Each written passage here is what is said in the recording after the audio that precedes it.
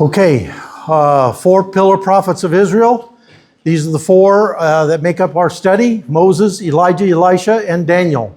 We have completed the first three, and we're working on Daniel, God's prophet of Israel's future. And this is just something he's been called by even Israel for a long time as the prophet of Israel's future. And we've taken a threefold look at his life, his personal life, political life, and prophetic life. We finished the first two parts, and we are now working on his prophetic life. And so this is part three of his life study. And so there's a couple things I want to review before we get on into our study, just from past lessons, that we should know. Okay, number one is the timeline of these prophecies. There's actually 8 major prophecies in his book, 8, that cover a long period, his entire life. Now, the life of Daniel was over 90. We know he lived over 90 years. We don't know, it's somewhere between 90 and 94 years old. And he actually served, he was taken into captivity under the Chaldean Empire, and then finished his life out under the Persian Empire. And so the Chaldeans are better known by almost everyone, colloquially anyway, as the Babylonian Empire. That's what they're called, but they're actual ethnically the Chaldeans. And so he served under them first and then finished under the Persian Empire.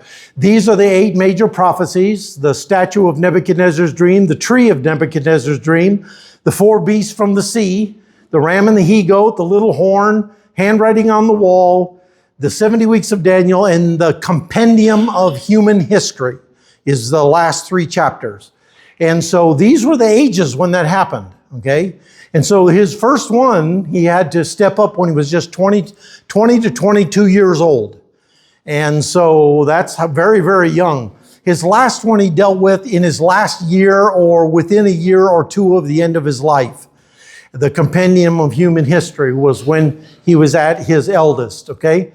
And so next thing we want to review from past lessons is, how does God use prophecies? We had mentioned that there's 4 ways that God uses 4 different types of prophecy, okay? They're imminent, future, plenary, dualistic, and progressive. God has these type of prophecies all through this book and gives them to many men. Holy men of God spake as they were moved by the Holy Spirit. They were given these types of prophecies. Well, what do they mean? Imminent, just as it shows where the arrow comes down, the triangle pointing up is fulfillment. It means that it was fulfilled very soon after it was given, like the handwriting on the wall. And before sunrise, Belshazzar was dead and the Persians ruled the empire. That's imminent, okay? An imminent prophecy. Then future plenary means it's going to be fulfilled just once, some point in the future, okay? Future plenary, there's several of those in the Bible, not just Daniel, but all the prophets. And then dualistic means it's going to be fulfilled more than one time. It's going to be fulfilled, and then it may be fulfilled, and then it may be fulfilled again. And that's actually, you could call it multiple, but they just refer to it as dualistic. And then progressive, there is a series of events that must take place before that prophecy is considered fulfilled. Like the 7 trumpets, the 7 vials, there's a series of events before those prophecies are fulfilled and done. And so that one is also in the book of Daniel. So all of those were given in the book of Daniel. God utilized all 4 types in the book of Daniel. In our previous lesson, we showed you examples of each one of those in the book of Daniel. Now let us continue. Number 1 of the 8 prophecies we already looked at is the statue. He dealt with it in the year 603 BC on our calendar when he was 22 years old. He went into Nebuchadnezzar to interpret the image and the stone cut out of the mountain without hands, striking it on the feet. Number 2 of 8 we looked at was the great tree dream. He's 48 years old now. And so the year that this happens is 577, 1 year before Nebuchadnezzar was conspired against and driven from his throne, put into exile, fed grass like an oxen, treated like an animal. And he was out for 7 years. It's Nebuchadnezzar's tribulation period. And then he comes back at the end of those 7 years. And so his great tree dream. Number 3 of 8 we've dealt with, and we started dealing with last week. I ran out of time, okay, is the Mediterranean beasts, okay? It's his Mediterranean vision. He's 73 years old now. So see, he's only dealt with 3 prophecies by the time he's 73 years old. And we get the idea that all these were just like, one after another after another. No, there's huge gaps between. And so he dealt with this one. Now, let's get the time we're going to go deal with this one. We're not done with this one. So we're dealing with this one. So the time and the setting of the dream, okay? Now, why is it that it happened to him 13 years before the Chaldeans were overthrown, but he didn't write about it until Darius was the king, the Persian or the Mede? So it was 14 or 15 years after he actually received the dream that he wrote it down or incorporated it in this book. Now, why is that? Well, the best reasons we can come up with is either because he had a hectic life. Come on, it was pretty hectic at that time for him. And there could have been political issues. Remember, he sat on the Supreme Court of Babylon. So there was a lot of political intrigue going on. This was the period of time in there that Nebuchadnezzar was off the throne. A lot of stuff happened. And then he maybe needed time to ponder what he saw. That's frequent. Even Apostle Peter, after he received the vision of the sheet coming down from heaven in Acts 10, it said he was pondering, thinking about this, and that's when the knock came to the door. He didn't get a lot of time to ponder on it, but Daniel got 13 to 15 years to ponder on this. And then he wrote about it. So let's talk about the rise and the nature of the beasts. Okay, for this we're going to, 2 things you need to know. First, turn to his book, Daniel chapter 7.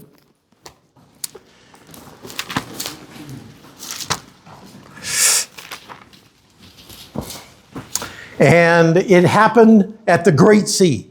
The Great Sea, okay, is the Mediterranean. It's the ancient name for the Mediterranean Sea. Now, when the Romans conquered the world, they called it Mare Internum, which is basically Latin for our pond, because they ruled everything completely surrounding it. So they considered the Mediterranean our pond, and they named it Mare Internum.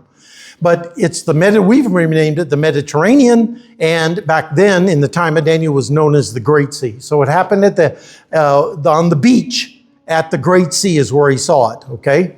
About 750 miles as the crow flies from where he actually was to that shoreline.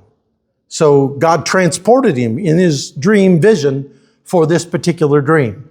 And it happened at night. Look at verse 2. It says, Daniel spake and said, I saw in my vision by night, and behold, the 4 winds of the heavens strove upon the great sea, the Mediterranean. And 4 great beasts came up, where does it say? From the sea. Now I want you to see verse 17. Turn there, and I'll explain why I'm letting you see it right now. It says, these great beasts, which are 4 kings, which shall arise out of the... Okay, there's a reason I want you to see. One verse says they're out of the sea. Next verse says they're out of the earth. Okay, we'll talk about that in a little bit. And so his vision came to him by night. So here's the 4 beasts.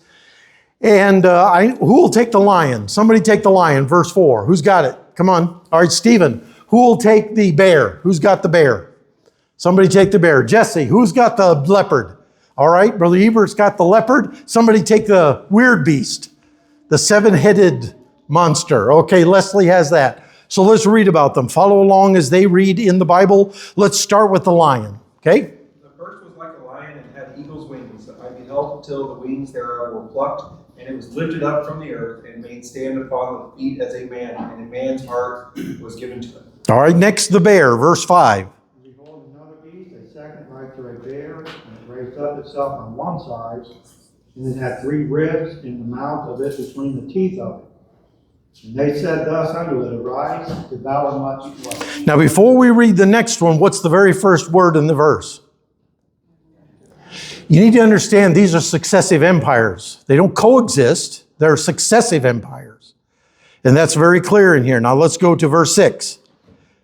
After this I beheld, and lo, another, like a leopard, which had upon the back of it 4 wings of a fowl, and the beast had also 4 heads, and dominion was given to him. Okay, and now the other beast, verse 7. After this, I saw in the night visions, and behold, a fourth beast, dreadful and terrible, strong exceedingly, and it had great iron teeth. It devoured and brake in pieces, and stamped the residue with the feet of it, and was diverse from all the beasts that were before it, and it had 10 horns. Now the word diverse here in Hebrew means mixed or blended. Okay, mixed or blended, and we'll get to that in a second. So these are the four beasts. Okay, so let's just first of all take a look at the caricatures of these beasts. These beasts were selected for a reason. God doesn't do anything by accident or mistake. He's very purposeful in what he does. And so this is a lion beast that was selected. And then he gives you caricatures of this particular thing that take place. Unique features about this particular beast. Okay, and so he describes it. He says, first of all, it's like a lion. That's easy, okay? Even Babylon has always been recognized as a lion. And we'll have more to say about that in a moment. This is a bas-relief from Susa. And this is on a Persian wall of the Persians conquering Babylon. And so it shows great Babylon pierced through with spears and arrows and defeated by the Persians. And so they immortalized it on the wall of one of their palaces. Okay, then it says it had wings like an eagle. Okay, and the one that gave Babylon their wings was Nebuchadnezzar II. None of the other emperors before him or after him did what he did. He was the apex, the pinnacle of the Babylonian Empire. And so he was the man, especially gifted in those areas. He was the wing. Then something happened to the wings. Something happened to the wings. The wings were plucked. And so this is the dream of the tree. And he was humiliated, removed from the throne, exiled, made to eat grass like a beast. And so he went from sovereign to an animal. They treated him worse than an animal. And then it says it was made to stand upright and given a man's heart. Something happened to this animal that it went through a conversion process, a humanizing process. Something happened to it to give it a different perspective in life. And so Daniel actually, I think someday we may get to actually see Nebuchadnezzar someday. Okay, let's go to Daniel chapter number 4. Go back to chapter 4 and let's look at this conversion that took place. It happens after he is driven off the throne and comes back. And he says after he comes back and takes care of the conspirators, first thing he did was, and then by the way, when it says 40,000 on the Nebuchadnezzar Chronicle, he didn't necessarily kill all 40,000. About half of them were exiled, kicked out of the country completely. What's the word today? Deported. Okay? They were deported from his empire, but everybody that had a hand in it were executed along with their families. Okay, but take a look at his conversion. Okay, let's read verses 34 and on. It says, at the end of the days, that is at the end of 7 years, Nebuchadnezzar lifted up mine eyes to heaven. This is his words out of his own mouth. And my understanding returned unto me, and I blessed the Most High, that is the God of Daniel, the God of the Jews, the true Yahweh, not Bel, not Marduk, Yahweh. And I praised and honored him that liveth forever, whose dominion is an everlasting dominion, and his kingdom from generation to generation. And all the inhabitants of the earth are reputed as nothing in the army of heaven. Among the inhabitants of the earth, none can stay his hand or say unto him, what doest thou? In other words, he's answerable to no one, this God. At the same time, my reason returned unto me, and for the glory of my kingdom, my honor and brightness returned unto me. Those words, by the way, are Hebrew. His crown, his pomp and circumstance, all that returned, his honors. And my counselors and my Lord sought unto me, and I was established in my kingdom, and excellent majesty was added unto me. Now, sequential. Now that all this is over, I've learned my lesson. Now I, Nebuchadnezzar, praise and extol and honor the King of heaven, all whose works are truth and his ways of judgment, and those that walk in pride he is able to abase. Daniel told him, you're not going to be released from this until you learn that my God is God. And this is going to happen to you for a humbling reason. And he finally woke up and realized that. And he came back, he came to the Lord of Lords. And so that's the lion. Now let's look at the other bear, or the other beast. The second beast that came out of the sea is the beast called the bear, okay? Now it has characteristics as well, okay? First of all, it is like a bear. Bears are fierce. If you ever run across this, if you're hiking through the woods with a buddy, and you're running through, or you're going through the woods and you come across one of these, you don't have to outrun the bear, just outrun your buddy. Okay? And, or I like the part about the bear, you know, that the guy fell down, the bear was coming, and the guy said, Lord Jesus, please make this bear a Christian. And the bear just stopped and looked at him, and then the bear put his paws together and said, Dear Lord, I thank you for this meal I'm about to eat. Okay? So be careful what you pray for, amen? All right, so it was like a bear. And what is this? What does this mean? He's raised up on one side. He's out of balance. He's out of balance. The Medes and the Persians, I've sized them here on purpose. They were almost 70-80. Maybe, 70-30, maybe 80-20 in their power, okay? It was like the Pharisees and Sadducees. Sadducees were the minority, Pharisees were the majority. Here, the Persians. That's why later it's no longer called the Medo-Persian Empire. It's just called the Persian Empire. Okay? And so the Persians and Medes that's why the bear is out of balance. This same symbolism is repeated with the ram in the next chapter, because he has two horns, but one of the horns is bigger than the other. Okay? And so again, they're unequal balance of power. He's raised up, and then he has 3 ribs in his mouth. What in the world do the 3 ribs mean?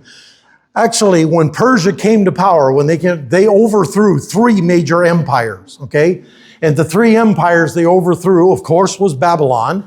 Then they overthrew the Hittites, Lydia, Turkey, also called the Anatolians, and they also overthrew Egypt. And so those 3 powers fell, those crowns went on Persia's head. And so that's historical. This is all historical fact. And so then it says, it was commanded to devour much flesh. The Persian way of dealing things was much like the Chinese way in battle. Just keep throwing people, more people, more people, more people. Sooner or later you'll win. Even though there's a pile of 1,000,000 bodies, you're going to overcome them. This was the Persian way. And that's how they fought, even on the battlefield. And so the Persian Empire, they started out by securing their east and then began moving west. Took care of Babylon. Then they took care of whatever their remains there were of Assyria, which, by the way, that top arrow was where they eventually sent Darius. After Darius ruled in Babylon for 2 years, they sent him up there to the Caucasus Mountains to rule over his own people, the Medes. Today, we refer to them as the Kurds. If you've ever heard of the Kurds, that's the Medes. That's the physical descendants of the Medes. And then they took care of Anatolia or Turkey, and then they turned their last attack south, and they took care of the Persian Empire or the Egyptian Empire. The last beast throws almost all of them off. It's really not that hard to understand. This successive beast is a leopard, okay? And this is the characteristics of the third beast. First of all, it is like a leopard. Leopards are fast. There are several different cats that are in the leopard family. They're all fast. The cheetah is in the leopard family, and it's the fastest of all creatures on this planet. I mean, it can run, somebody correct me, but I think they can run at a sustained 60 miles an hour. I mean, it's just unbelievable how fast they are. If you're a gazelle or a, what do they call that? Springbok, just give it up, okay? Just lay down, you're already done. And so they're very unpredictable, and they can turn on a dime. And so very much like the Greek Empire.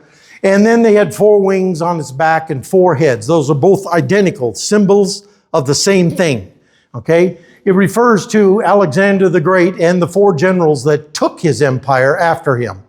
Cassander, Lysimachus, Seleucus, and Ptolemy took over after Alexander died at age 33. He died very young. And then dominion was given to it. This is their dominion. They started out in the land of Greece. They conquered the known world in less than 12 years. Now, here's a historical fact of interest. No empire has conquered more territory in less time than Adolf Hitler, short of Adolf Hitler. No empire did what Alexander did until the days of Adolf Hitler and his blitzkrieg. And so Alexander's blitzkrieg conquered more territory in less time than any empire in history up to the Third Reich. The fastest. Didn't even give the enemy time to rest. I mean, they were in retreat. And another guy, one of our generals that was very much like Alexander, very much like Hitler in his mind, was George Patton. And if Patton could have worked his will, he would have thrust all the way to Berlin, and the war would have been over about a year and a half sooner, if he could have worked his will, but Ike had to stop him. Okay, but anyway, that's another history lesson entirely. And so great dominion was given to it. And then came beast number 4. Now, the word that's used in verse number 7 is diverse. Diverse also translates as mixed or blended. It's a blended beast. In fact, this 4th beast has never left. It's never died. It is universally, by all scholars, believed that this represents the Roman Empire, but the Roman Empire's never gone away. Do you realize even the governmental buildings that are built in the United States of America are built after the Greco-Roman Empire's way of building? The Roman Empire's never gone away. We're actually an extension of that Roman Empire. It's still here today. And so here's just some things. First, it started out as SPQR, is the Senate and People of Rome. And then it morphed into the Holy Roman Empire, and the Catholic Church ruled for 1,000 years. And then came the 1500s. And then since that time, it has kind of been, it's gone underneath, several others, Charlemagne, King Henry VIII, and so on. There's a whole lot of history we don't have time to cover, but it has morphed into this thing that's just, you can't keep up with it because it's constantly changing its clothes. But it's eventually going to morph into the New World Order, the one world government. How many of you watched a show last night? There was a show last night all about how the New World Order is coming. Really? Well, I stayed up late and watched it, okay? It was on at about 11 o'clock or 12 at midnight, and I watched it, and wow. I'm just going, and the people that are behind that movie aren't even necessarily born-again Christians. They interview a lot of Christians and pastors and so on to get their view on the Bible. But I'm telling you, this is what they want. How many of you ever watched Star Trek? Aren't you amazed that every planet they ever went to had one government rule over the whole planet? Roddenberry's been wanting this and teaching it forever. And so it's the empire that wouldn't go away. Here's the characteristics. It was dreadful and terrible, exceedingly strong, had great iron teeth. It overcame all of its enemies. In fact, it says it crushed them to pieces and stamped on them the residue under its feet. So the Roman Empire likewise was unstoppable. When they were on the march, they literally went from victory unto victory, unto victory, unto victory, unto victory. They never lost a battle. I mean, they conquered the entire world and they were unstoppable. And the Roman legions were just, they're organized. By the way, our U.S. military is laid out much like the Roman Empire. Okay, I'm just saying, you need to know that. And so the Roman legions literally marched over the entire area, and literally, when the Antichrist does come, this is what it says in Revelation 13:4, who is able to make war with the beast? Donald is talking about a golden dome over us. Imagine if everybody fired their missiles and they were useless. They bounced off. Who is able to make war with the beast? Now, I'm not saying America's the beast. What I'm telling you is it's going to be beast-like. Nothing is going to be able to get through. Nothing is going to be able to defeat him. Everybody in the world is going to wave the white flag of surrender to the Antichrist. And then it says he is diverse or different, and he had 10 horns. Now let's turn to the book of Revelation. Let me have a reader for the first 2 verses of Revelation 13. Okay, let's get a little perspective from John. Okay, who's my reader for Revelation 13, 1 and 2? All right, Jesse, 13, 1 and 2. This is going to sound very familiar, folks. And I stood upon the sand of the sea. So a beast rise up out of the sea, having 7 heads and 10 horns. And upon his horns 10 crowns, and upon his head the name of blasphemy. And the beast which I saw was like unto a leopard, and his feet were as the feet of a bear, and his mouth was the mouth of a lion. And the dragon gave him his power and his seat and great authority. Okay. What three beasts are immediately mentioned in his diverse parts? Lion, bear, and leopard. Sound familiar? Okay.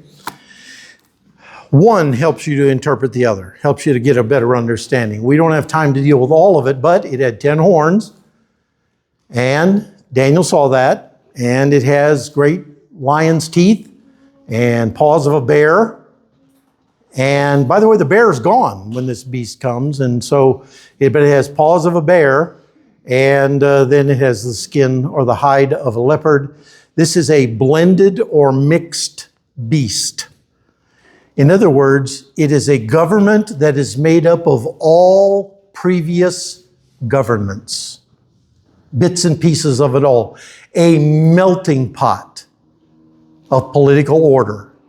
And again, all this should sound very familiar, especially to us living today. And this beast extends beyond the Roman Empire. It wars with the Ancient of Days. The Bible says he's actually going to fight with the Ancient of Days in the final battle. And so this beast that Daniel saw is going to go to war with the Ancient of Days against God at Armageddon. So that tells you, this beast Daniel's seeing is something yet in the future. And the leaders are judged. And by the way, just so you know, the Roman Empire went to war with the Son of Man. I'm Pilate. Knowest thou not that I have the power to crucify thee or set thee free?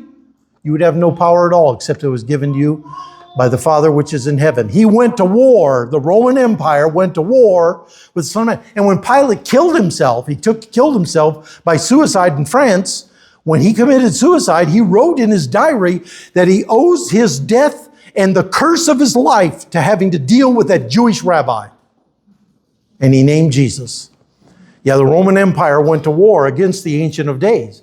And so let's talk now about these two dreams, one purpose, okay? Chapter 2, chapter 7. The two are actually very equal, okay? The head of gold, the lion beast, the chest and arms of silver, the bear beast, the belly and thighs of brass, the leopard beast, and the legs of iron, along with the iron and clay, the UN, and the 10 toes of the final empire of Antichrist, and the diverse beast, all very much alike. And they stood for the Chaldean Empire, the Medo-Persian Empire, the Greek Empire, and the Roman Empire, which later morphed into, as we read in Revelation, the Antichrist, final one world government empire. Now, is there a modern spin of this? Yes, there is. Guys like Salem Kirban proposed decades ago. Hal Lindsey, decades ago. Sean Stone, another one that comes to mind, the Lalonde brothers. There was another great one, I'm trying to remember his name, but he proposed that these actually represent modern empires, okay? And they will pick the lion and usually it falls out, but you need to understand there's 30 nations on this planet that use the lion as their symbol. China uses the lion as its symbol, okay? Japan uses the lion as its symbol. Libya uses the lion. In fact, the word Libya means lion in their language. And so there's about 30 nations, but okay, most of them settled as Britain. And then there's the bear, okay, and that symbol today, no one would argue that the bear is, if I mentioned it, anybody, they would today say, yeah, that's Russia. And so, but you know what falls flat in this modern interpretation? All the characteristics. All the characteristics are gone, and I've read some of their trying to explain them, and it just blows the mind, especially when you come to the leopard. They have no empire they can compare to that four-headed, four-winged leopard.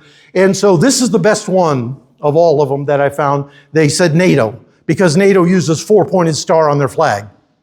So the four heads, the four wings must refer to NATO. And lately there's been several on these blogs that have said that actually refers to the EU, European Union. Okay. And then they all agree one thing they do all agree is that that last beast is a foreshadow of the Antichrist in his final empire. Now, let me just say this. Do they have some reason to them? I mean, remember, the first four beasts came out of the sea. And then it mentions later, no, they came out of the earth. And there is no future tense, at least not in verse 17, that's used in the Hebrew. And so, but the word shall is hung on. Okay, let's just accept for the sake of argument, it does refer to modern kingdoms today, okay? Well, what is this then? This is very simple. It's dualism. Because it does refer to those four empires. No one can deny it.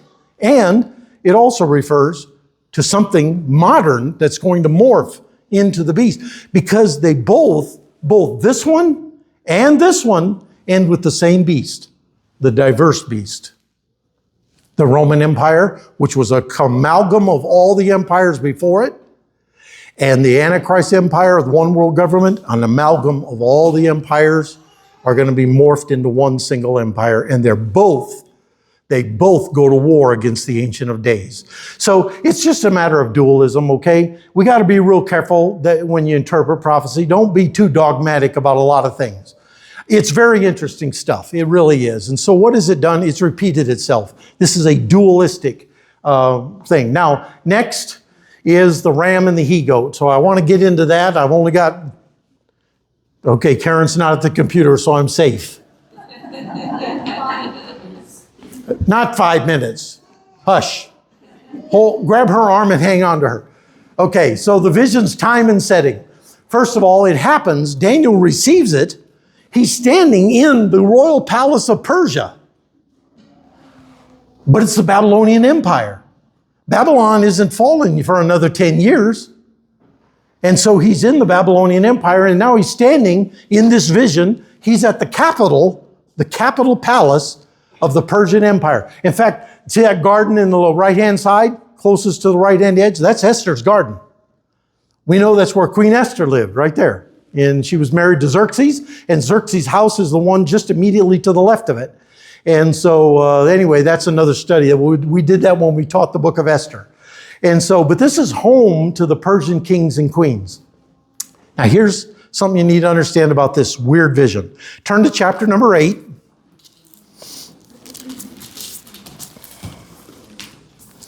It says, in the third year of the reign of King Belshazzar, so this is happening in the Babylonian Empire. In fact, it's 10 years before Belshazzar is overthrown at the party where the handwriting's on the wall. And he says, a vision appeared unto me, even unto me, Daniel, after that which appeared unto me at the first. In other words, God did it, followed the same fashion as he did before. He said, I saw in a vision, and it came to pass, when I saw that I was at Shushan, that's the capital of Persia, not Babylon. I was at Shushan in the palace, right there, which is in the province of Elam, and I saw in a vision, and I was beside the river Ulai. All right, and then he says, he notices this. I lifted up my eyes and saw, and behold, there stood before the river a ram with 2 horns. And the 2 horns were high, but one of the horns was higher than the other. And the higher one, the Persian one, came up last, which is true. The Persians actually came to the forefront in power. The more ancient culture is the Mede culture. But the Persians came up and were more powerful. Perfect symbolism again. I saw the ram pushing westward. He gives 3 directions, westward and northward and southward, that no beast might stand before him, neither was any that could deliver out of his hand, and he did according to his will and became great. And as I was considering, while I'm watching this ram do his thing, and remember, he's standing by the river Ulai, okay?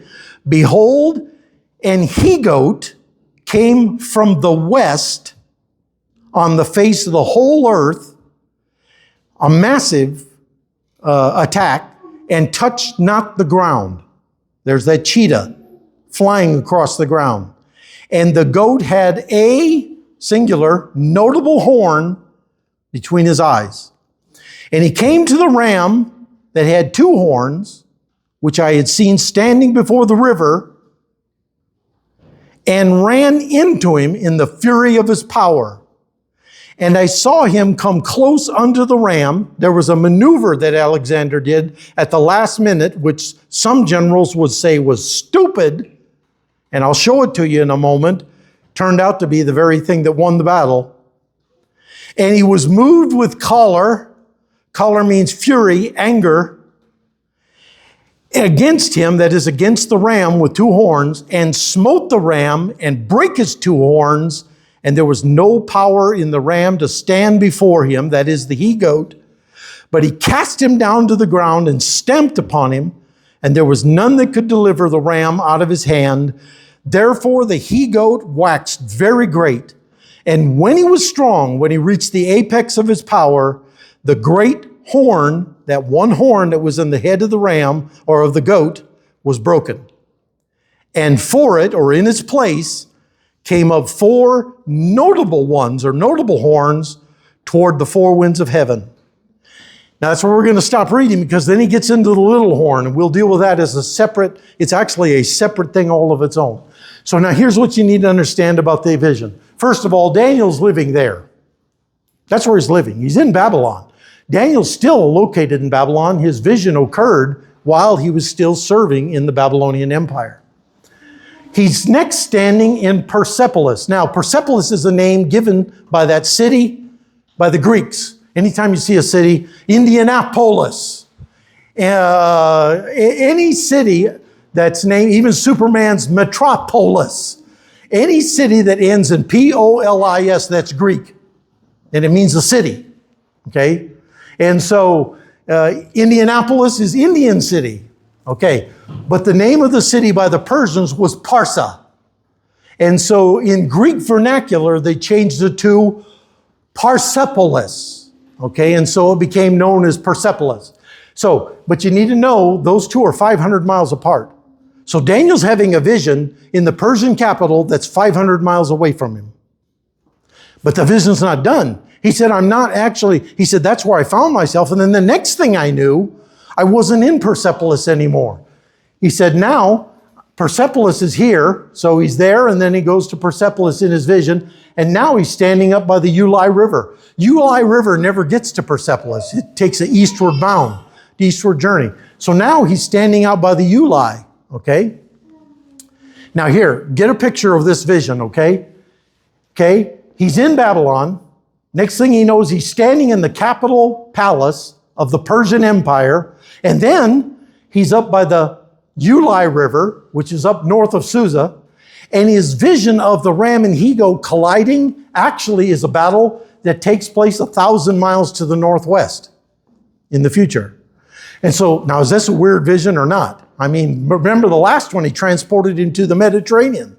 And now he's in Persepolis, and then he's by the Ulai. He sees a battle, but that battle doesn't take place by the Ulai. It takes place in another place at the Battle of Gaugamela on October 1st, 331 BC. The second part is the vision, the near future. The ram first began pushing. One horn being higher than the other is like the unbalanced bear, the bear that was like this. The Persians were more powerful than the Medes, okay? And so the unbalanced bear, and the previous vision is a symbol of the Medo-Persian Empire. And then it said it began pushing. Then it gave three directions. It pushed to the west, the north, and the south. To all of those directions it pushed. We already showed you that as it expanded, and it actually crossed the Bosporus Straits and moved into Europe and took part of the Greek peninsula, okay? And so you need to understand the Persians wanted to take all of Europe. And so there are the three that they conquered. The Lydia-Turkey one, they just kept pushing on and went into Greece. Okay? Now let's talk about what happened in retrospect. Okay? What actually happened to get the Persians out. The guy that actually drove the Persians out of Europe was this guy. Philip Apella, he's also called King Philip II. He in 336 BC, in fact, one of the greatest battles was the Battle of Philippi. Okay, where the Lydia washed her clothes and Paul led her to the Lord.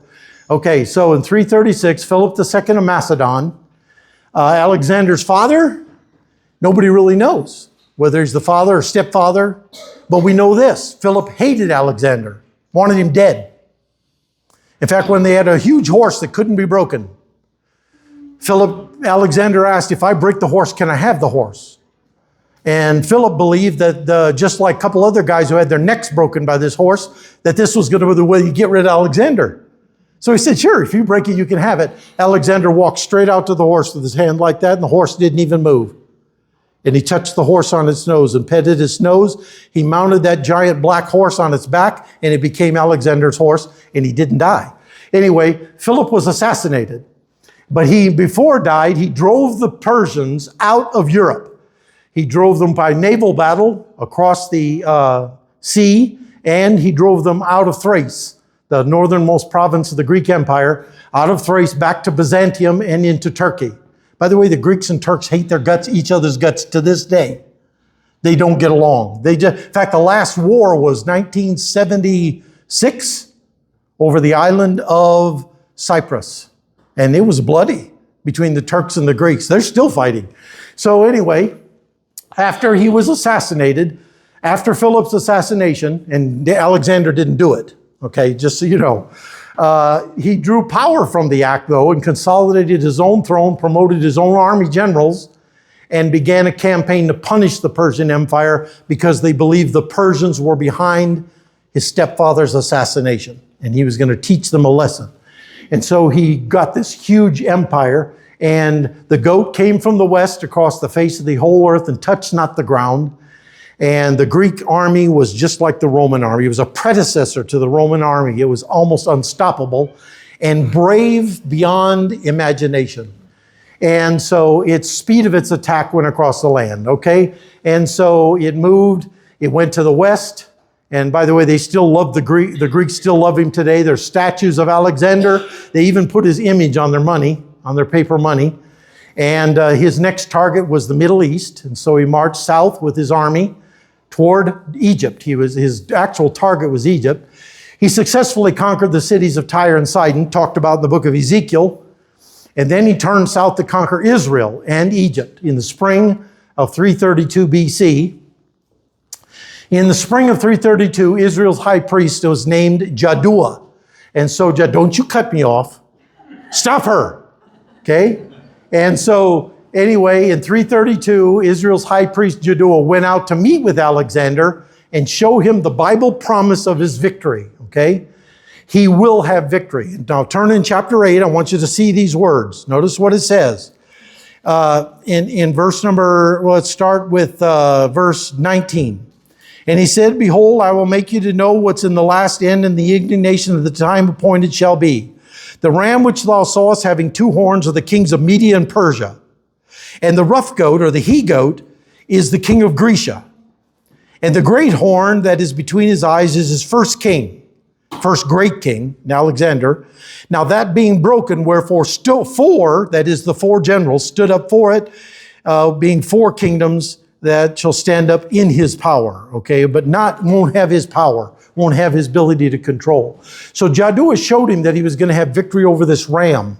Now, by the way, they found a floor mosaic in Israel, at Hukok, Israel, and it commemorates Alexander. When you see an H, see the H on their gowns?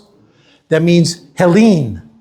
Because if you peel back the Greek word, anytime you see Greek in the New Testament, if you peel it back, you're not going to see a G-R-E-E-K. If you peel it back in Greek, you're going to see an H-E-L-L-E-N-E.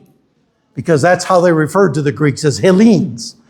And so this mosaic commemorates his meeting with the high priest Jaddua, that he would have victory by the great God. And so immediately he turned 80% of his army to the west. And so how much do you believe? Alexander believed the Bible. He believed what Jaddua told him. Jaddua believed the Bible. Jaddua believed the Bible. You think about what if Jaddua didn't really believe the Bible and didn't speak to Alexander, what would have happened? Jerusalem would have been razed to the ground. And so, do you believe it enough to take a risk? The risk-averse limit their faith if you're afraid of risk. Like, for instance, risk-averse people don't challenge 10-foot-tall warriors, okay? Risk-averse people do not risk capital punishment over their diet. Risk-averse people do not step out of a perfectly good boat onto a stormy sea, and risk-averse people do not attend the execution of their master like John did when Christ was crucified. And so Jaddua, if he did not really believe the Bible when he spoke to Alexander, what he was actually doing was setting Alexander up to fail, and he was enticing Greeks' fury upon Israel. Okay, we're going to stop right there. And next week, I'm going to pick it up with the Battle of Gaugamela, which actually takes place after four smaller battles comes the big one right there, Gaugamela. That's where we're going to pick it up next week, is when Alexander defeats the Persian Empire. Absolute miracle, a secondary miracle from the Word of God. And it's only because Alexander believed this book. Even though he's a pagan, he believed what the high priest told him. And he marched on the basis of that belief. All right, let's close in prayer. And Brother Arvin, will you